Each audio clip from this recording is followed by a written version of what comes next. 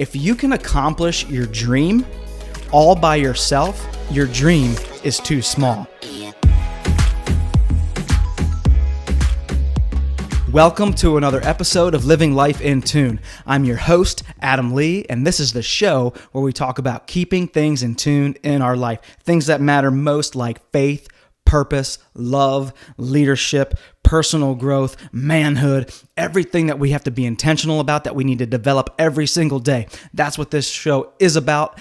If you're trying to keep your life in tune and trying to get better and trying to increase and trying to be more effective, this is a podcast for you. I'm in my mid-30s. I'm 36 years old, and I can't say that I have it all figured out. I can't even say that I have a lot figured out. But what I can say is that I know how to dig into the things in my life that need improvement, and I know how to slowly but surely tack away at those things. And how do you eat an elephant? Well, one bite at a time. How do you move an iceberg with an ice pick? One swing at a time. Some of you might be saying, well, just get a bulldozer, but I don't got money for that. So this is about consistency and showing up each and every day and doing the things that matter in your life. So this is episode 30, and I'm going to be calling it Be a Team Player.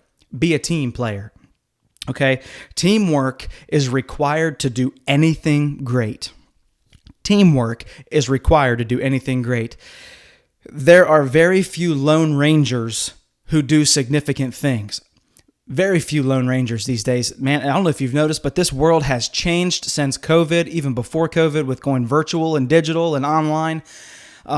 There are very few people who work outside of the context of a team. If you work, you're probably working with a team. You're on a team, you're leading a team. One of those two things, teamwork, is essential in today's workplace. And there are very few Lone Rangers who go out there and do anything significant on their own. I've heard it said, I've heard it quoted, I can't remember the source, but if you can accomplish your dream all by yourself, your dream is too small. One more time for those in the back. If you can accomplish your dream all by yourself, your dream is too small. See, I believe that God put dreams inside of us. And he didn't put small dreams inside of us.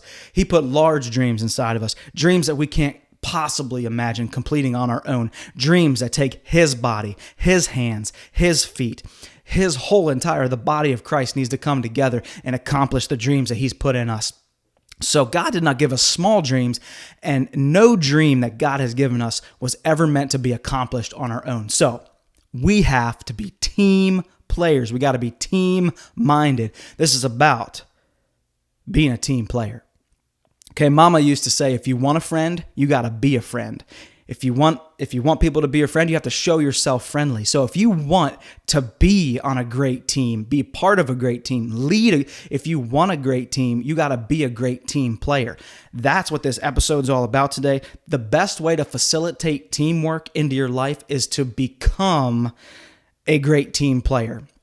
So I'm going to steal the pages right out of a book that I read from Patrick Lencioni. It's called The Ideal Team Player. I'm going to link that in the description if you have not read this book. It is a great book. You need to stop what you're doing, go to Amazon or wherever you get your books or your reading content, and you need to get The Ideal Team Player by Patrick Lencioni. He talks about being an ideal team player, facilitating teamwork in your life to accomplish things that you have been called to do. So get that book. I'm going to be stealing everything right out of his book, right out of the bag here. The ideal team player, the perfect team player, is humble, hungry, and smart. They are a combination of being humble, hungry, and smart. People who have all three virtues are passionate about their work, they go above and beyond their call of duty, and they're willing to put the team above their own interests. They share credit readily. They are other members focused. They are hungry to get things done. They're emotionally intelligent. They are hungry. They are humble. And they are smart. So if you're going to be the ideal team player, you're going to be all of those three things. Now, what is highlighted in the book is that we usually show up for work and we show up on teams being one of these things or two of these things, but oftentimes we are lacking in one area of these things. So sometimes we're really hungry and we're motivated and driven to accomplish, and we got tons of energy, but we're not smart with our people skills, and we're not humble. We think that we're better than everybody or that we have the best ideas, and we need to work on those other two. And God can use our hunger, but we really need to focus on the other two. And sometimes we're humble, and that comes naturally. For me, this might be true. I do have pride just like everybody else, but I can kind of show up quiet and respectful and humble. And while I might be great at that, I might not be as hungry as everybody, as I need to be for the team, or I might not be as emotionally intelligent as I need to be. And then you might be showing up emotionally intelligent, smart, but maybe you're a little lazy and you're not as hungry, or maybe you have zero people skills. So the ideal team player, being a team player, means being the perfect combination of all three of these things: hungry, humble, and smart. So let's talk about humble. Let's just break this down. Humble means focusing on the greater good. You're a humble person. You can put aside your own interests. You can put your own desires aside for the greater good of the team. You can be humble. Instead of focusing on yourself and your needs, you're willing to focus on the team and the team's needs. Instead of having an inflated ego, you are able to set your ego aside and to serve in humility. This is what being humble is all about. We're able to say sorry. We're able to accept other people's apologies and forgive them. We're able to appreciate others and lean on their strengths. We're humble. It doesn't have to be about us. That is the first ingredient of an ideal team player, is that you're just simply humble. Next, hungry. Being hungry means that you're always seeking more. You're always ready for improvement. There's more to do. There's more to accomplish. There's more ground to take. There's more people to win. There's more influence to have. More. The hungry person is hungry for more. You take responsibility. You don't need to be told what to do. You just go do what needs done. And I can be like this. I can be hungry to get some stuff accomplished. And the problem is if you go in hungry without being humble, you might run right over people and just be a bulldozer. And or you might not be emotionally intelligent enough to figure out that it would be so much more effective if you got everybody else around you as hungry as you are, or at least as half as hungry as you are. And you just fail to see your blind spots, and you're just too hungry for your own good. And so that's hungry, though. Hungry is a strength of an ideal team player. You're showing up and you're ready for more. You're full of energy. And this is part of being the ideal team player, being a team player. So you're humble, you're hungry, and then you're smart. Okay, smart is people smart. And this means having common sense about people. Okay, you can read a person, you can read a room, you can know when someone's affected by something. In there, you can see it on their face. You can read between the lines. You're aware of the of how to talk to them, how to listen to them, how to understand, and you can gain perspective because you're smart. You're smart enough to listen to people. You're smart enough to know that where they are is important. And it's all about asking. If you're smart, you're great at asking. I love smart people.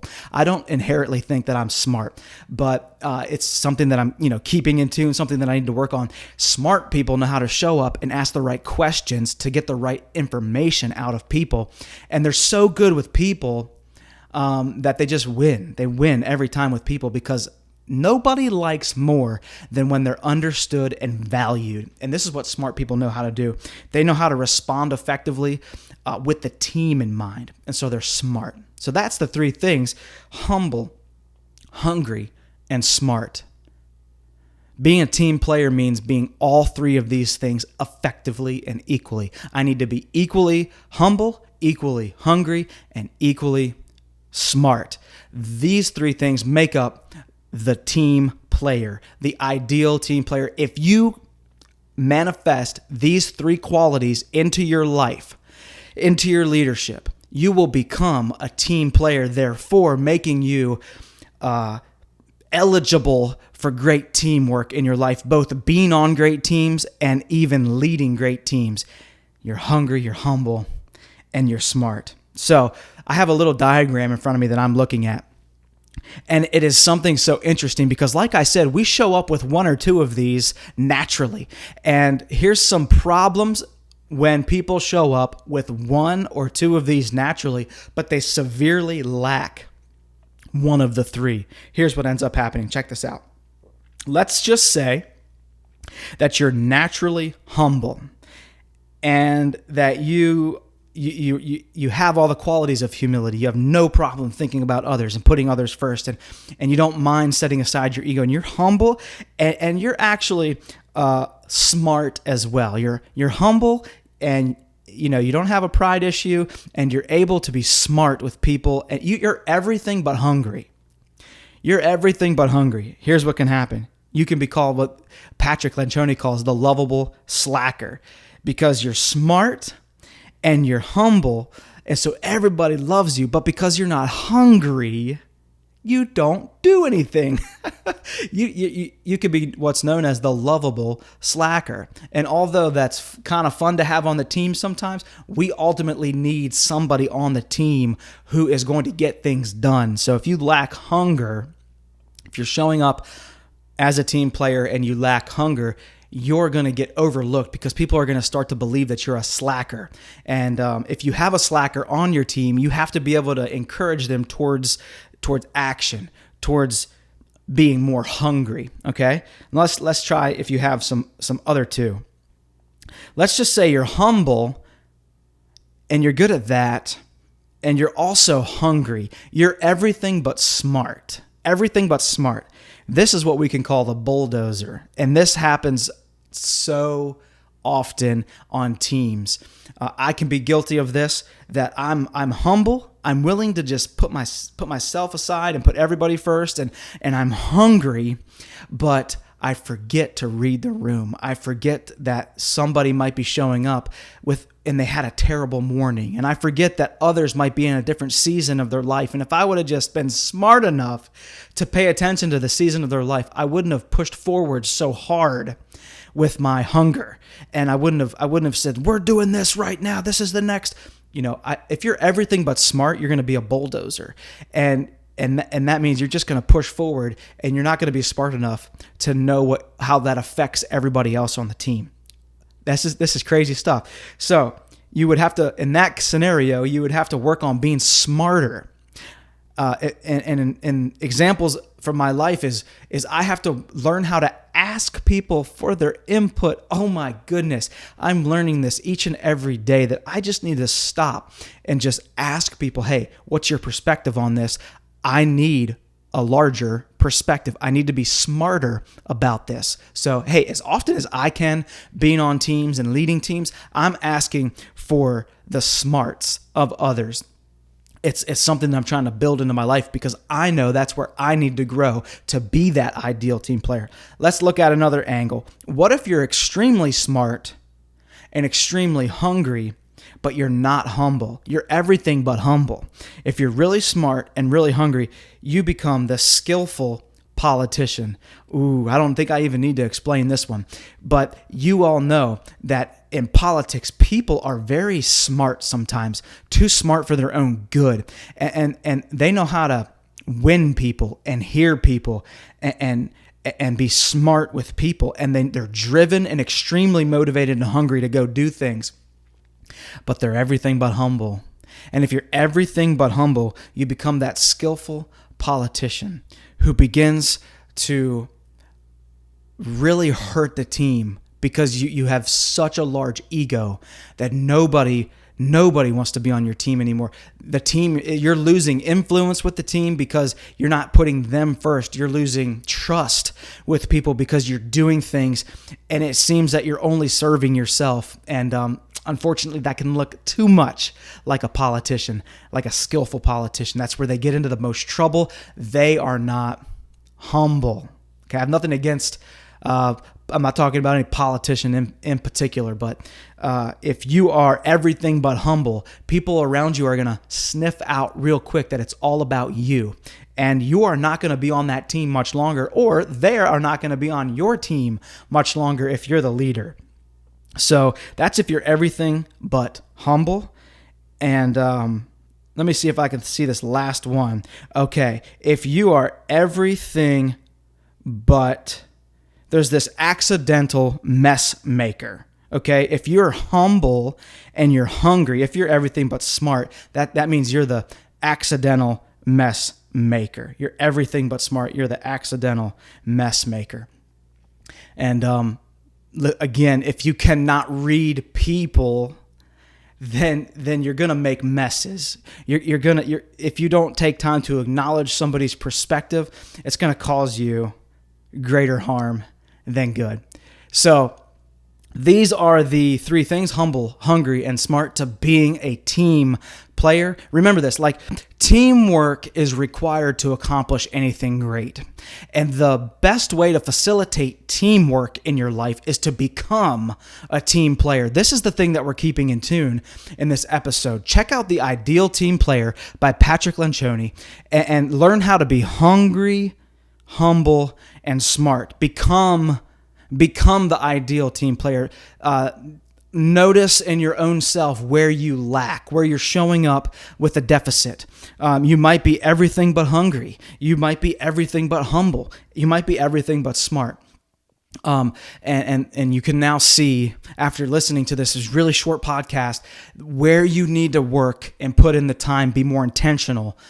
For me, like I said, oftentimes it's in the area of people skills, being a little bit smarter and gaining the perspective of others. I oftentimes have no problem being hungry and no problem being humble, but I know for me, I have to work on being smarter with people, sharpening. So you know what that means? That means picking up books about people skills, picking up books about how to manage conflicts, picking up books and listening to podcasts about how to navigate relationships with people and how to know how to listen and all of those things. So wherever it is that you need to grow today to become that team player, you have to do it.